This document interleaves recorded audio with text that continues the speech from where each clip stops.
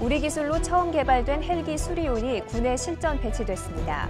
수리온 개발로 우리나라는 세계 11번째 헬기 보유국이 됐을 뿐 아니라 12조 원의 경제 파급 효과와 5만 명의 일자리가 창출될 것으로 보입니다. 뛰어난 성능을 앞세운 국산 무기들이 세계로 수출되면서 방위산업 수출국으로서의 위상을 높이고 있습니다.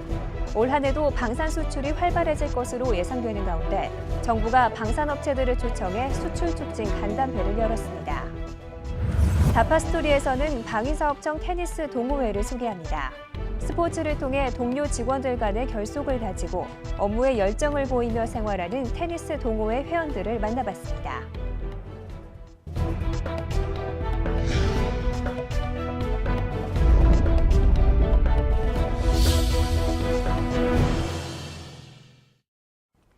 여러분 안녕하십니까? 방위사업청의 소식을 전하는 다파 뉴스입니다.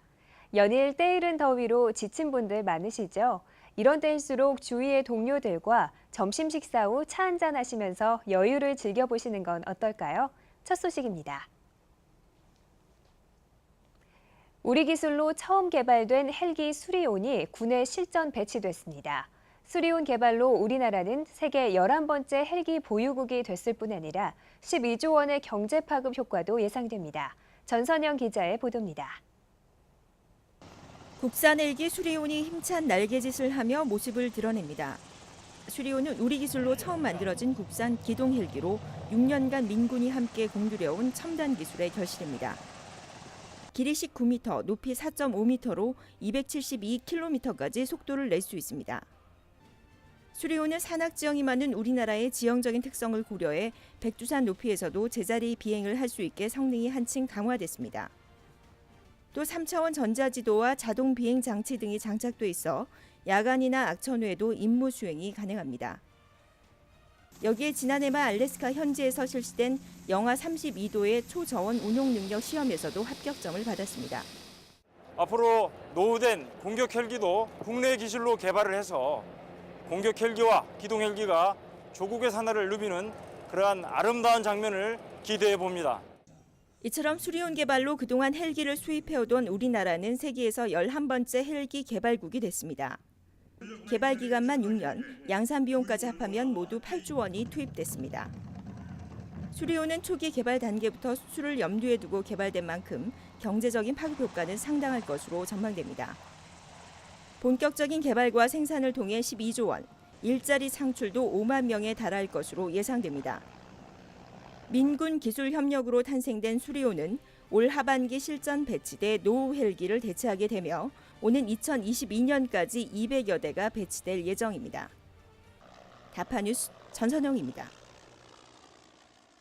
뛰어난 성능과 상품성을 앞세운 국산 무기들이 세계로 수출되면서 방위산업 수출국으로서의 위상을 높이고 있습니다. 올 한 해도 방산 수출이 활발해질 것으로 예상되는데요.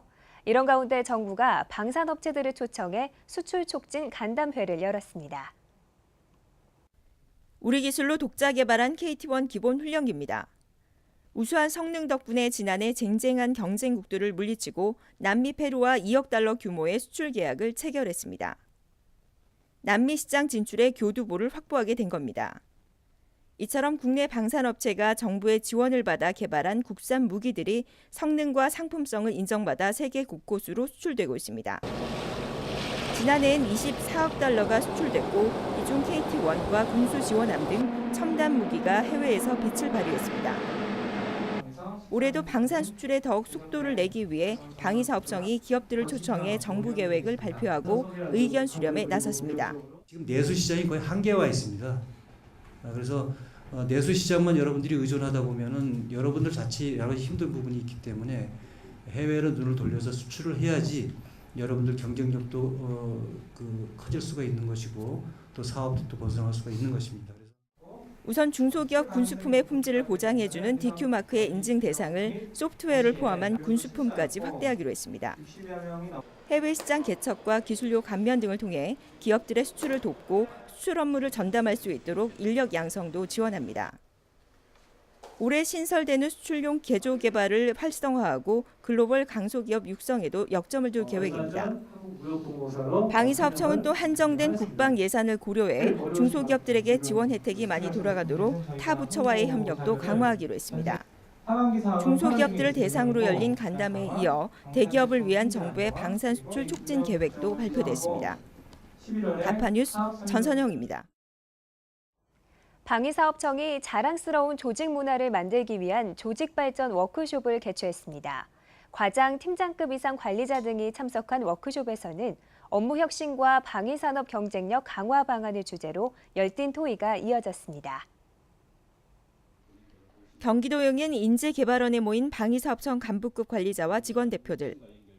가벼운 옷차림으로 나온 이들은 모처럼 일상의 경무에서 벗어나 여유 있는 모습으로 워크숍에 참석했습니다.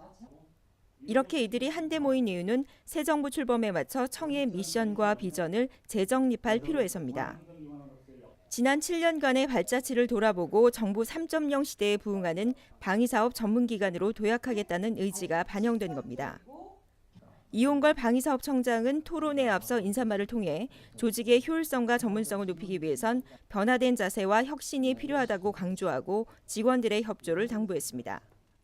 더 좋은 방법은 없나 하는 것에 대해서 조금씩 이렇게 서로 스스로 자문하다 보면 저는 좋은 길이 있을 수 있다 이렇게 생각합니다. 그런 것이 우리 조직을 조금 업그레이드 시키지 않나 생각합니다. 국정 철학과 위기관리 대응을 주제로 전문가 강연이 이어진 후 참석자들은 분인별로 본격적인 토론에 나섰습니다. 분인별 과제는 일하고 싶은 방위사업청 만들기와 비전 제시 등 대부분 조직의 발전과 단합에 관한 내용들입니다. 참석자들은 신뢰받는 획득 전문기관이 되기 위한 출발점은 본인 스스로라면서 구체적인 성공 전략과 실행 계획에 대해 열띤 토론을 이어갔습니다. 이틀 동안 진행된 이번 워크숍은 전문가 초빙 강연과 만찬을 겸한 대토론회를 통해 열정과 화합을 다지는 계기가 됐습니다. 다파뉴스 전선영입니다. 이용걸 방위사업청장이 한국국방안보포럼과 한국방위산업학회가 공동 주관하는 조찬 강연회에서 방위사업 발전 방향에 대해 강연했습니다.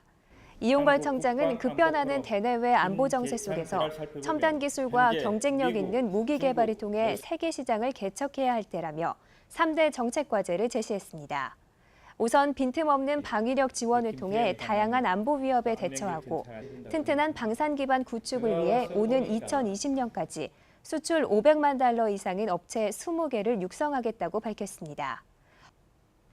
또한 원가 계산 업무의 전문성을 위해 민간기관으로 아웃소싱을 확대하고 대국민 관심 사업에 대해서는 홈페이지를 통해 정보를 공개하는 등 신뢰받는 방위사업 추진을 약속했습니다.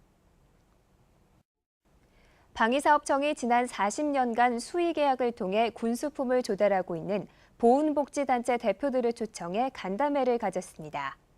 이날 간담회는 보훈복지단체와의 수의 계약 문제에 대한 개선 방안을 공유하기 위한 자리로 정부의 제도 설명과 함께 단체 대표들의 의견을 수렴하는 시간도 마련됐습니다. 개선 방안으로는 단체 평가를 통한 우수단체 표창과 인센티브를 부여하는 문제, 또 안정적인 조달원 확보를 위한 납품단체 복수화 추진 등이 제시됐습니다. 또한 일반 경쟁 시 가점을 부여하거나 방위산업 육성자금과 유사한 중소기업 자금을 지원하는 등 보훈복지단체가 경쟁력을 갖도록 관련 부처와 협의하기로 했습니다. 이어서 다파 단신입니다.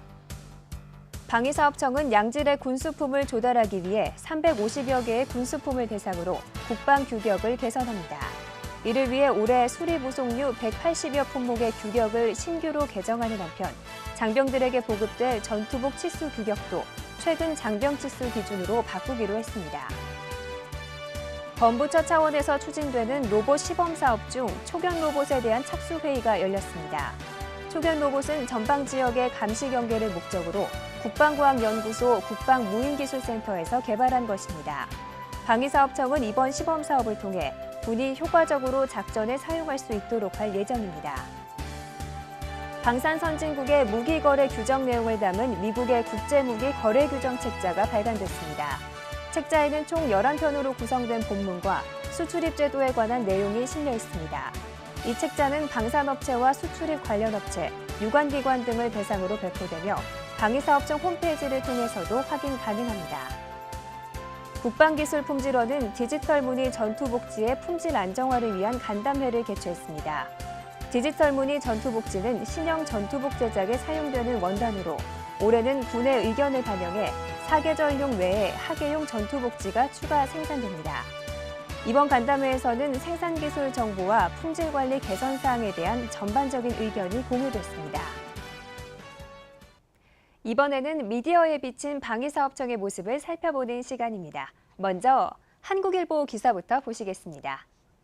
박근혜 대통령은 최근 수석 비서관 회의를 주재한 자리에서 방위사업청이 제안한 정책실명제 도입이 확산될 수 있도록 지시했습니다. 이 신문에 따르면 박 대통령은 방위사업청에서 정책실명제 도입안을 잘 만들었다면서 다른 부처에도 다 도입되면 책임감을 갖고 할 수 있을 것이라고 말했습니다.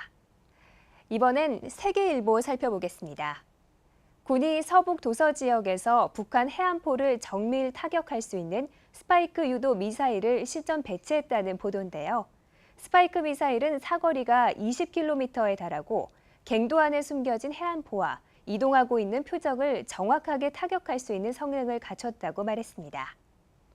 다음은 내일신문 기사입니다. 박근혜 대통령이 대전에 있는 국방과학연구소를 방문했다는 소식입니다. 박 대통령은 이후 한국이 독자 개발한 수리온 헬기를 시승하기도 했는데요. 이번 방문은 최근 도발과 망언을 일삼는 북한과 일본을 각각 겨냥한 박근혜식 메시지라는 해석이라고 전했습니다. 네, 마지막으로 국방일보 기사입니다. 국방부가 장병들의 쾌적한 여름나기를 위해 올 여름부터 신형 하계 전투복과 디지털 문의 면티를 보급한다는 내용을 실었습니다. 신형 전투복은 6월 입소하는 장병부터 한 벌씩 지급하기 시작해 올해 안에 25만 벌, 내년까지 전군에 보급된다고 보도했습니다. 이상으로 다파인 미디어였습니다.